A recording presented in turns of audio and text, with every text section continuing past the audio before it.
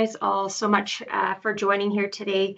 I'm looking forward to diving into the world of health and safety. This isn't something that I have a ton of knowledge on, Ron, so I'm looking forward to hearing you present and learning some things. Before we get started, I'd just like to give a land acknowledgement that we respectfully acknowledge that the land on which we gather today is situated on Treaty 7 territory, the traditional lands of the Blackfoot Confederacy, which includes the Siksika Nation, Kainai, Piikani Nations, as well as the Tsuut'ina Nation and Stoney Nakoda First Nation. We also acknowledge that this land is home to the Métis Nation of Alberta Region 3, and we recognize the enduring connection of these communities to this land and are committed to learning, working together, and sharing in the stewardship of this land for future generations. Our speaker here is Ron Pennington from Action Safety Consultant. He's based here in Medicine Hat and enjoys coaching and mentoring companies and owners, primarily small to medium-sized entrepreneurs or enterprises, to develop and implement strategies and processes to share to prepare organizations for their next level of growth. His services and extensive business expertise include a wide range of subjects, including strategic planning, leadership development and coaching, human resource advising, executive mentorship, and over the last few years, a focus on the development of health and safety management systems and the nurturing of corporate culture. Ron's introduction to safety came from working locally with the owners and the team of Safety Buzz Campus out in Dunmore. The 4+ year client relationship with that great organization taught Ron the immense importance of safety and its huge impact on people and organizations. As Ron has been quoted to say, "I'm in my previous business operations. If I had suffered a serious worker injury situation based on the lack of system in place, I would have been faced with serious non-compliance and financial liability situation." So yes, our speaker is Ron, and I will let you take it over. All right. Thank you, and good afternoon, everybody. I appreciate you all joining in. Today, I'm going to touch on some fairly large topics. When Amber reached out was about the Occupational Health and Safety Code and the building of health and safety management systems. These are very large and broad topics, so I'm going to move relatively quickly through this. I want to leave a little bit of room at the end for some Q&A from everybody, because I'm sure there's going to be lots of questions. The objectives of this particular presentation is I'm really going to give a high-level introduction to the Occupational Health and Safety Code requirements. I'm going to talk about the components to creating a health and safety management system. And then by the end, I'm hoping that you'll gain a better understanding as why to adhere to Occupational Health and Safety Code and why having a functional health and safety system in place is a very good for your business and a good business decision. Let me just minimize this little screen here a little bit so I can see that. So I'm going to jump right in, and I want to talk about levels and priority of legislation in Canada. And we really talk about it from federal, provincial, territorial, and then municipal. Federally, they create acts and regulations as well as code. For example, there's the Canadian Criminal Code, the Canadian Labor Code, Hazard Products Act and Regulations, Transport of Dangerous Good Act and Regulations, Canadian Environmental Protection Act. Provincially, we also create acts, regulations, codes, and rules. The Occupational Safety Act, Regulation, and Code, and I'm going to dive a lot deeper into the code here shortly. We have Fire Code Regulation, Alberta Fire Code, Gas Code Regulation, Commercial Vehicle Safety Regulations, Pipeline Act and rules, and then of course municipally we have bylaws, noise controls and abatement, waste management, community standards, sewers and drainage, dangerous good routes. There's a lot. There's no shortage of codes, regulations, acts that as business owners and as citizens we are all facing, and whether it's federally, provincial, or territorially. And to kind of talk a little bit about, well, what is an act versus a code or a regulation? So an act is a permanent government permits a government to regulate in a specific area. So it could be traffic safety, the environment, or health and safety. It'll assign general obligations, duties, and or responsibilities to individuals and organizations.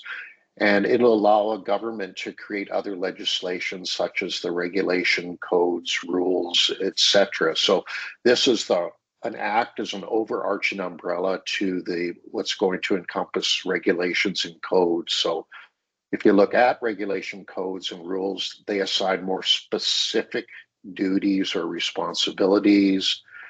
They describe more specific actions that must be taken by individuals. They'll outline specific procedures that must be followed. And it'll also, with regulation codes, it'll adopt standards from organizations. An example would be the Alberta Medical Association has their own sets of regulations and codes, and that is encapsulated in their own system. So there's lots of regulation out there. We see it in the news every day. What's going on in the US, they're trying to reduce regulation in Canada. For those of you that are operating businesses, you know how much regulation we have. But even so, it's impossible for regulations and codes or rules to cover every situation that can exist. And that's why an act will have a general obligation that can be used when certain situations occur. And I'll give you an example to explain this. So the Occupational Health and Safety Code, it doesn't have a specific procedure for working safely during extreme cold weather conditions, which we're all faced with here in Alberta. So what they do with the Occupational Safety Act is it states that the employers have to do everything reasonably practicable to ensure the health and safety and welfare of workers. So that's how it'll capture that type of a situation. It would just be literally impossible to create a code, a rule, or a regulation for everything. So let me dive deeper into the Occupational Health and Safety Code in Alberta. It is very extensive. It outlines the rules and standards employers and workers must follow to maintain a safe and healthy workplace. It's structured into parts that'll address specific health and safety requirements, which I'll talk a little bit more about here in a minute. The code is extensive. It's 474 pages in length. There's 42 parts to it. There's 12 different schedules. For example, Schedule 2 just has to do with first aid kits, for example.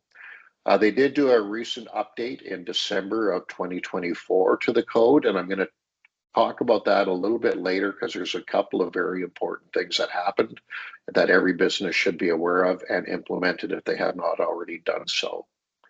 So let's talk more about the code. So what out of this 474 pages, what industries would be covered? Well, there's construction, oil and gas, healthcare, social services, manufacturing, agriculture, forestry, transportation, warehousing, retail and hospitality, mining and education, a broad swath of industries that the code will actually apply to. What's interesting in Alberta, the code has been around for quite a long time, is a lot of the safety side of things came out of the oil and gas industry. So let's talk about the key elements of the code. Again, this is very, very high level part of it, but this is how the code is broke down into these 42 sections. It'll talk about the general obligations of employers, workers, and supervisor when it comes to health and safety. Now, just to reference that back to the Act, a number of you may have already heard that we have 3 employees, worker rights in Alberta. We have the right to know, we have the right to participate, and we have the right to refuse dangerous work.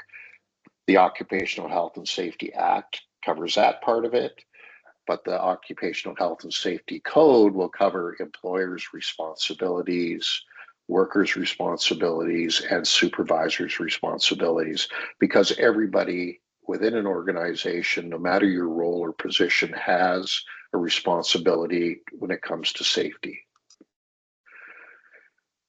The code also covers hazard assessments and hazard controls.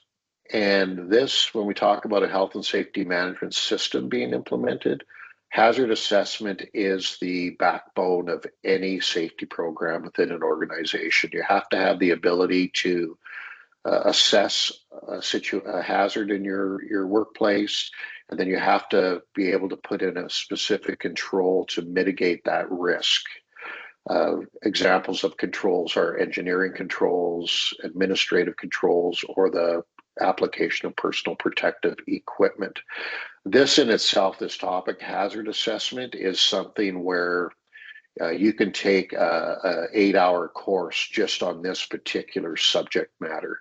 I can't stress it enough. If you're looking at a health and safety management system in your business, or you already have one, and this is really an area to focus in on. Workplace conditions are encapsulated in the code: air quality, noise levels, temperature and ventilation, emergency preparedness and response. Does an organization have an emergency response plan in place? Are they doing regular fire drills? Is there a policy for that? And most businesses will say they have to do a fire drill at least once a year. Is that in place? Is it happening? First aid training. This is a very important part of the code, where if you are on a work site, especially in a construction industry or oil and gas, or working out in the field, there has to be a certain number, depending on the size of the project, there has to be a certain number of first aid people present on all job sites. The code also covers equipment and tools. Are they being used safely? Are they being maintained properly? Are they inspected on a regular basis? And is there competency if you have an employee and you're providing them with a new tool to work? I'm referring a lot to construction. They have to have a certain level of competency before you're going to allow them to go out and use those tools. The same as equipment. I was just at a business this morning. They're having a roof replacement. They had a large genie lift out there. The workers were properly secured with fall arrest, and they had been trained on how to use that equipment the correct way. That is all part of the code and a requirement.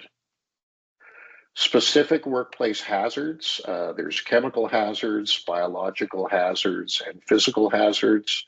As you can imagine, and it's still a lot of it is when COVID-19 came through, talking about biological hazards, we all seen how many things were put in place to mitigate risk from COVID-19. Inspections and investigations. Are we doing regular facility inspections? I bring up hazard assessments as part of that inspection and investigation, because there is a type of hazard assessment that should be done annually, where every job function within a business should be assessed for risk. And that doesn't, it could be an administrative job where there could be ergonomic issues that need to be dealt with. Incidents, and how are incidents dealt with? How is training being put together and being tracked for employees? Do you have the right people being trained at the right things for the jobs that they're doing there?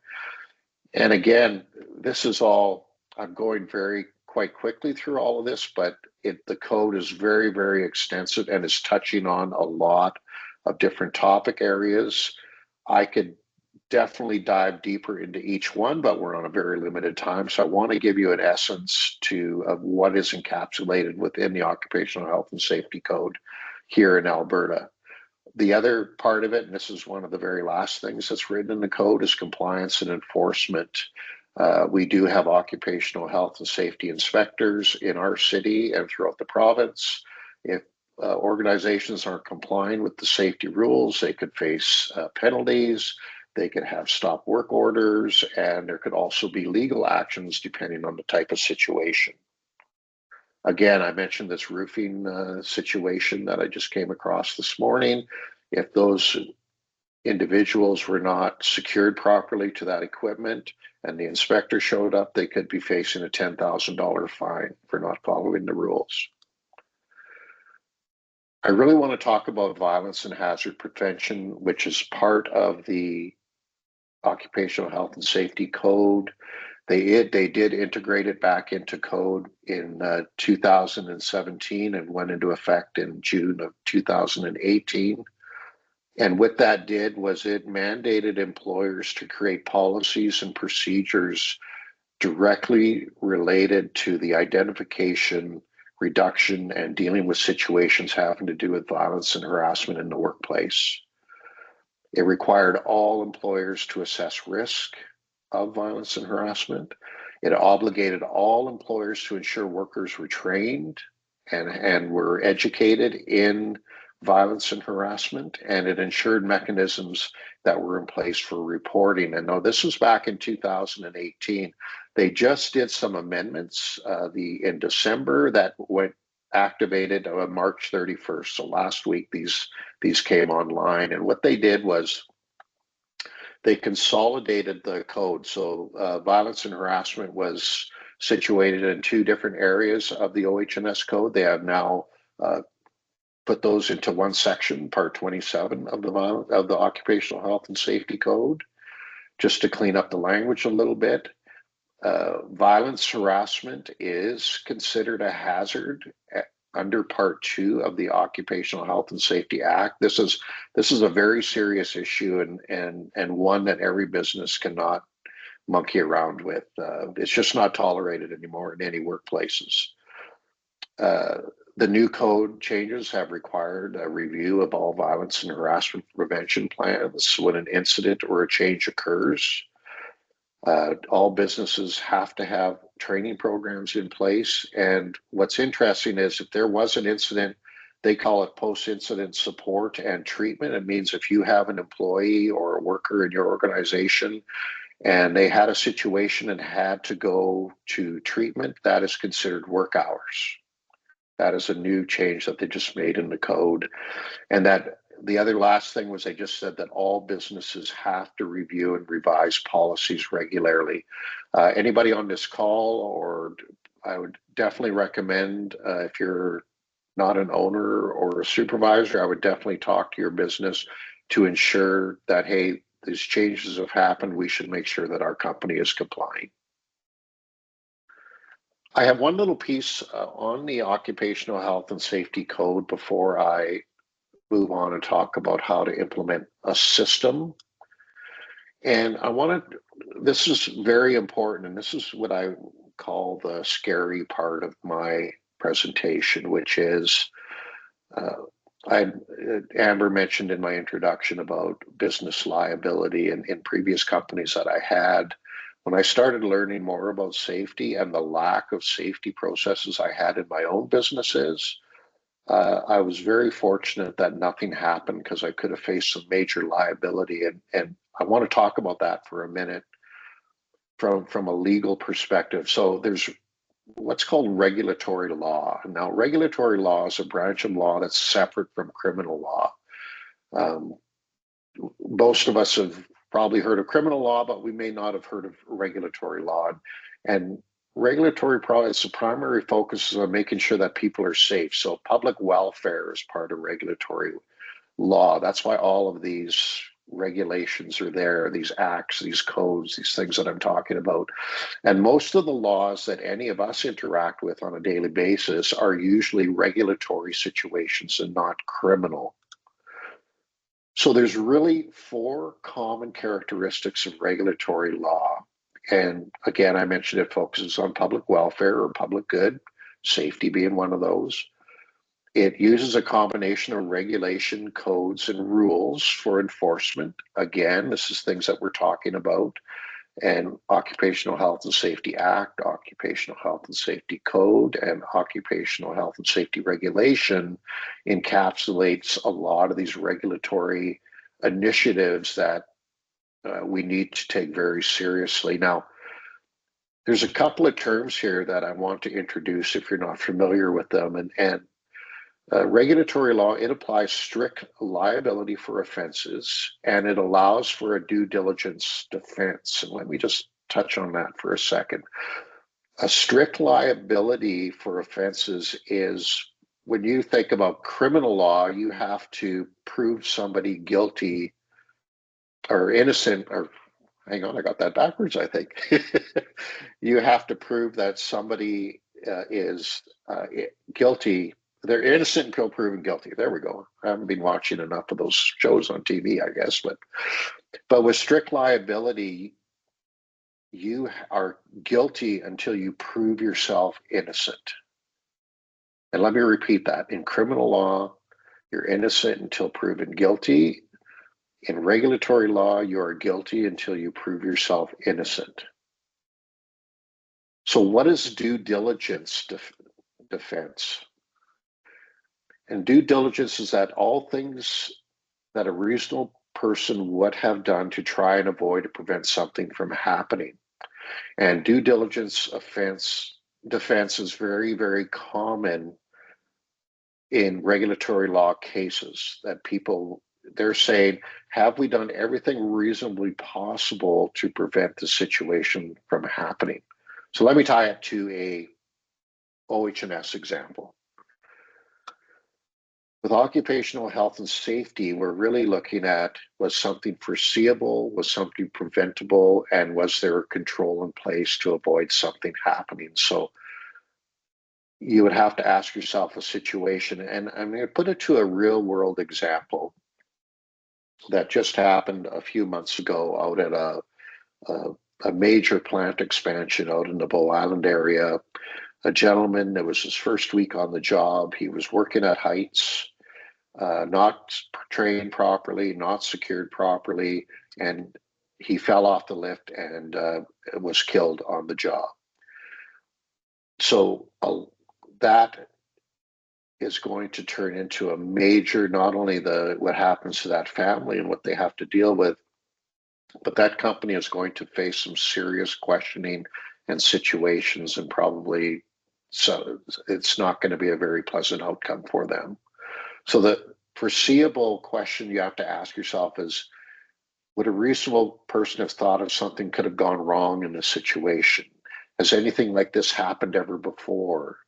What industry standards and best practices related to that incident? Was the incident so unlikely that no one could have predicted that it would happen? Was it preventable? Did the company have and use a safety program? Were hazard assessments completed before the incident? Were standard work practices and standard job procedures being monitored and enforced? Were people properly trained? Was there proper supervision?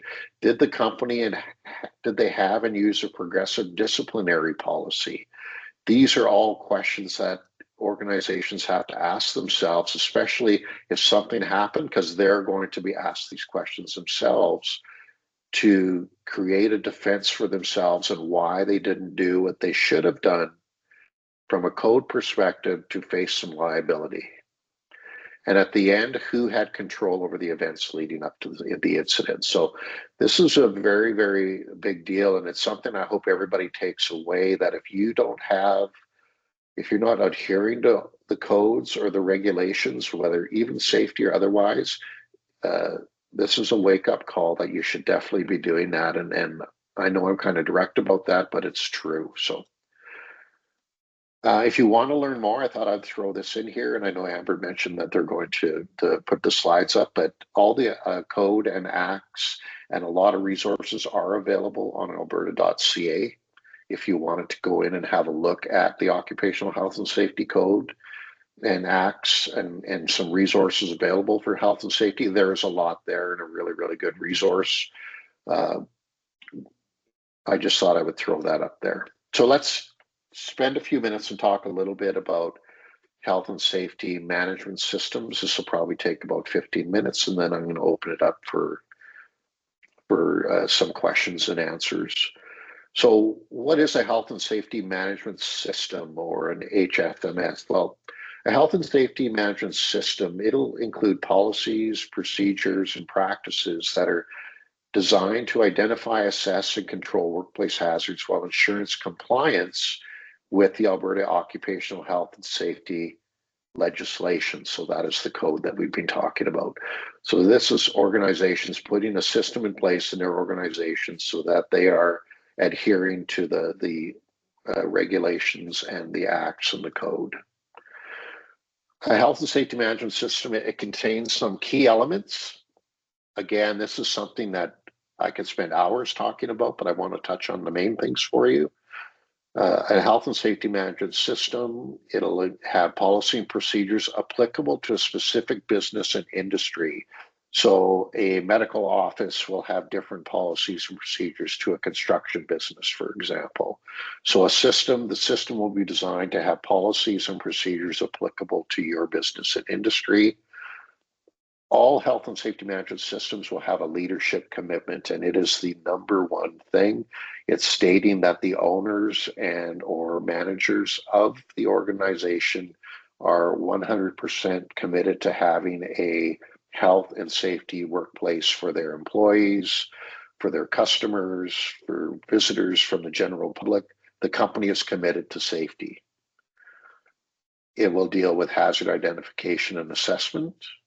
It'll talk about mitigating risk and having those proper controls. So when a company sets up their own system, you'll do an inspection, you'll identify risks, and you'll put processes in place to mitigate them. You'll have your own process for incident reporting, whether it's from an external, something happening externally, or an internal incident. You have an employee that cut their hand or had to seek medical attention.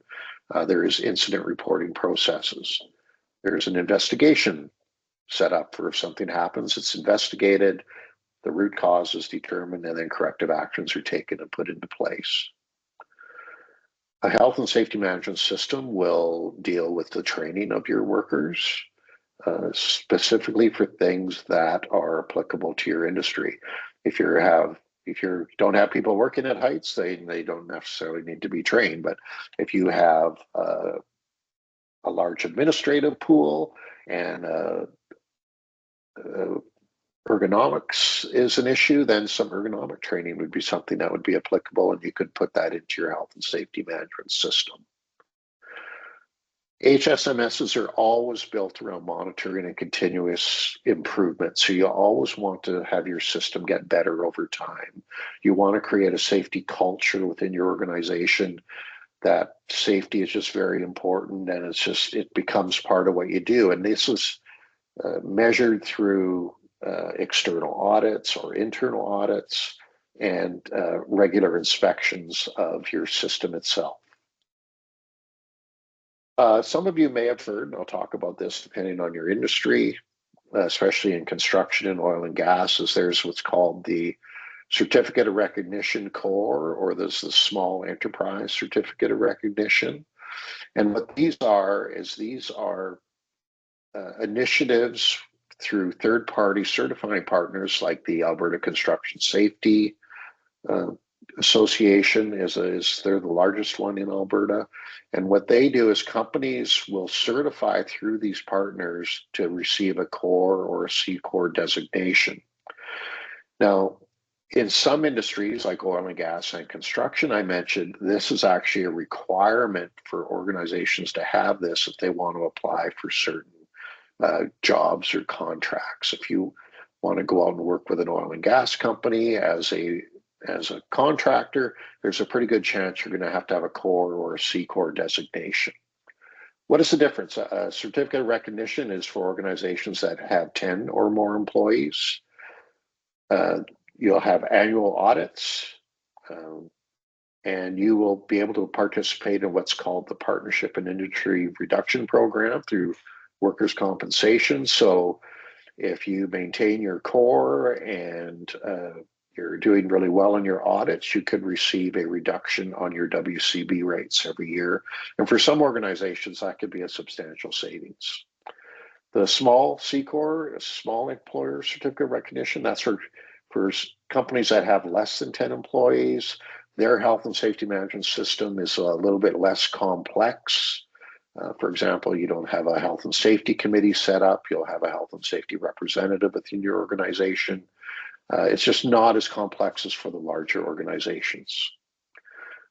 Let's talk about why would you want to have a health and safety management system in place? Well, you're going to maintain a high level of compliance with Alberta Occupational Health and Safety Act regulation and code. You're going to be in a better position to protect yourself from a financial and legal consequences. If you're going to have less accidents and injuries, and that's just proven. If you don't care as a company, or your company doesn't care about you, the chances are they're going to have a higher rate of accidents and incidents. Uh, Health and safety management system will lower the goal is to reduce your time loss at incidents, leading to lower costs. It's going to increase productivity and efficiency and have a better safety culture. And what I have found is through promoting safety within an organization and promoting that culture will resonate through other areas of the organization as well. And people are going to be happier. They know that the boss cares about them, and you actually can see an increase in productivity and efficiency. Something that people don't really think about, but it's important, is if you're a company that's really focused on safety, your reputation that will percolate like that out in the community. You'll get known within the industry you deal with as being focused on safety and have a better reputation. And as I mentioned, Core and C-Core, it can give you a little bit of a competitive edge depending on your industry to compete with some different contracts that maybe your competitors couldn't because they don't have Core or C-Core. So that's HSMS in a nutshell. So happy to take some questions. Well, I'm actually a little bit ahead of schedule by a few minutes. I'm doing well. Doing well, Amber. Yeah, you did great. I'm just trying to make sure that I unmic everybody. Perfect. I'm Clayton Willoughby. I'm a workforce consultant with the government of Alberta. I'll be facilitating the Q&A. So you can either, if you'd like to put up your hands, we can unmute you, or Amber can do that. And then, or you can type it in the chat, and we'll get these questions asked to Ron and get everyone going. But in the meantime, while that's getting figured out, Ron, if companies are really wanting to connect with you and hire you for your services, what's the best way to get in touch with you? Actually, I should have kept my screen up. I had a share at the end, but through phone mail, I gotta quit talking so fast. Email, you can just email me at ron@actionconsultants.ca, and or my phone number is 587-253-2020. Okay. Actually, I see a couple of people that I actually know that are participating as well. So thank you for coming in. So okay, what is the best method to keep abreast of changes made to the regulations and codes? The easiest way, if you are not don't have an internal safety person or dealing with a third-party safety company, what I would recommend is going to alberta.ca, and there's an OH&S bulletin you can sign up for, a newsletter. It comes out every month, and it's very informative as to changes and anything to do with Occupational Health and Safety Act, regulation, or code. The other one that I recommend is, most companies are part of workers' compensation branch, is I would tie into their newsletter as well. Very informative, but OH&S does have a monthly newsletter to put out, so definitely. Okay, thank you for that question, Kevin.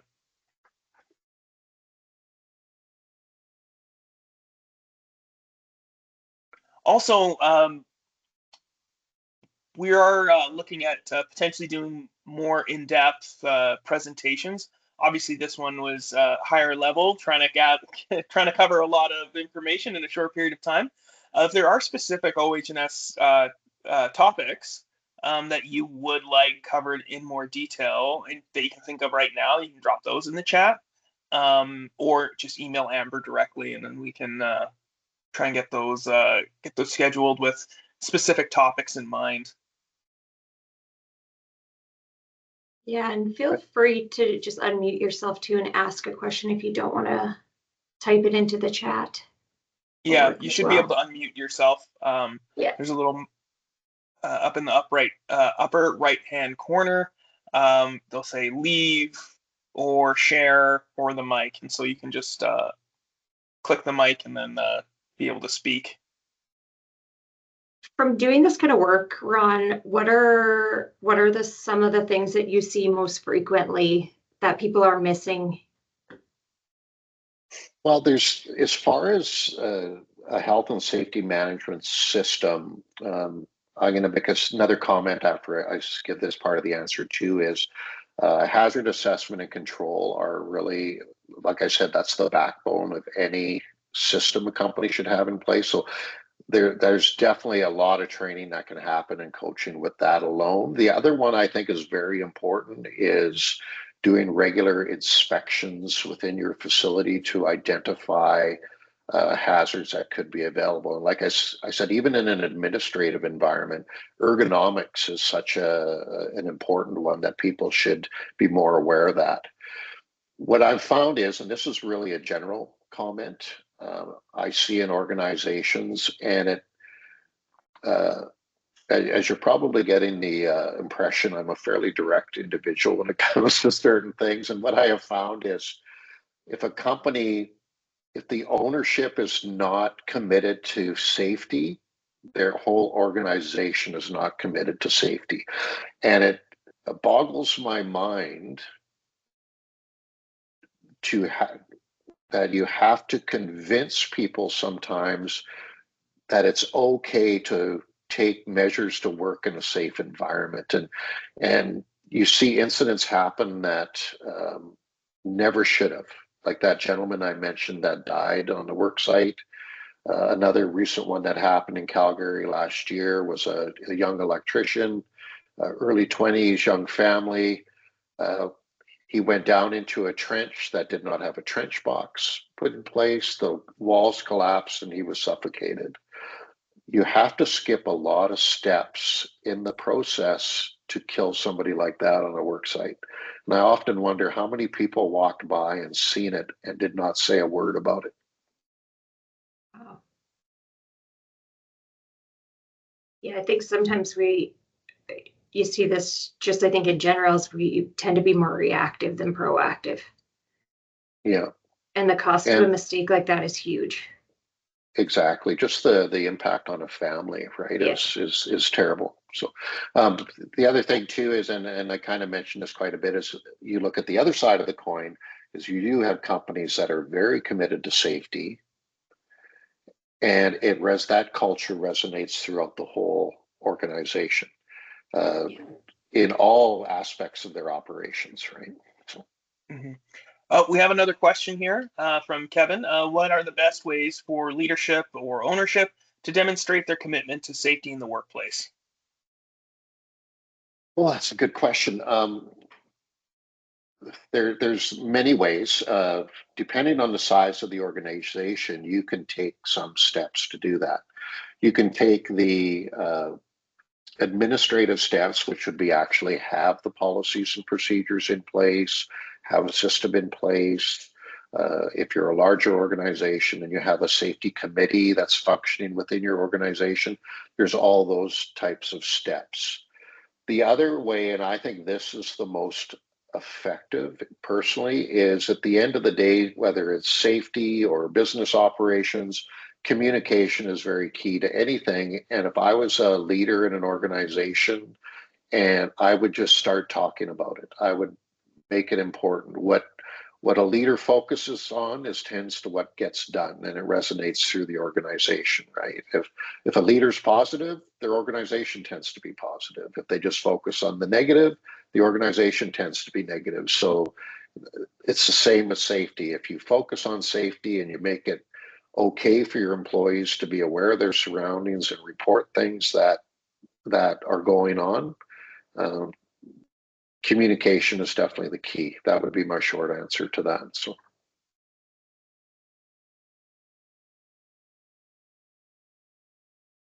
Oh, thumbs up. Thanks, Yeah. Kevin.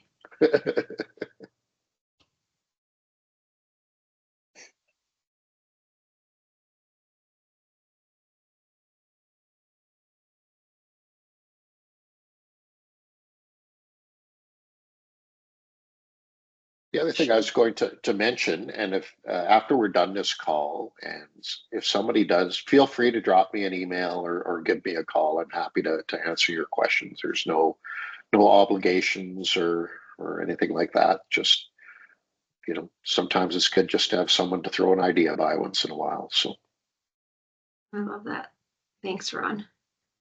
Yeah, if there's something you want to dive into more in what you've seen today, just let us know. And I know we've mentioned that before. Love to have Ron back.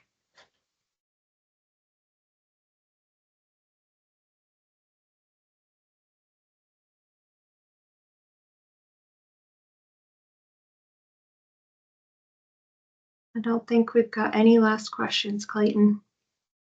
All right, we'll get this wrapped up then. Ron, actually, question for you. You may have gone over this in the presentation, I might have missed it, but if a business, obviously this is going to depend on your level of involvement, but if a business is wanting to connect with you and they have the information, they email you, what is kind of the cost of hiring your consulting firm? Oh, okay. That's a good question. I do different things, whether it's safety. There's quite a bit I do on the HR side as well, or one-on-one coaching. I just charge a flat rate. I think it's reasonable, $85 an hour. Like I said, if somebody gives me a call and just wants to throw some by, I'm not going to start the clock, but we just need an introduction sometimes too. So. Mm-hmm. Okay, so that's good information to know, and whether it's a day of your time to go over things plus some prep can save you lots of money in the long run, and having a proper plan in place for your organization. Yeah, and what I do is, it's kind of my process. If somebody reaches out and I'm not familiar with their business, I'll usually sit down with them and do I don't want to call it an audit, but I will run through a questionnaire with them. They can give me a tour of their facility if they have one, and we'll have a little bit of a dialogue. And then from there, I can kind of identify some of the main issues that they're having. And again, I'm very forward about this. I have companies that'll call me from time to time and they'll say, I just want to have some documentation in place. I really don't care about safety. I just want to have the paperwork in place so I pass an audit. I'm really not interested in working with companies like that. I'm more interested in helping them with their business, building a program, get that culture to the next level, because it's really quite satisfying to see successes like that happen, right? So. Right. Okay. No, that's excellent. Excellent information. Thank you so much, Ron. I'll turn the time back over to Amber to wrap things up then. Yeah, well, thank you everybody for joining the call today. And Ron, I really appreciate you taking the time to make a presentation and coming on and supporting our entrepreneurs in our community. So thank you so much. If you have any last comments, I'll leave it to you. No, I'm great. I'm a big supporter of entrepreneurs. I don't think you know this, Amber, but when I was living in BC, I actually did a little bit of entrepreneur coaching out in Kelowna with the Community Futures organization there. So, if you don't mind hanging on after everybody drops off the call, Amber, I'd like to just touch base about a couple of things. So, absolutely. Thanks, everybody. I really appreciate you coming on and listening. So, thank you so much, and thanks, Clayton. Yeah, no problem. Thanks again, Ron. Yeah, good to see you, Clayton. So.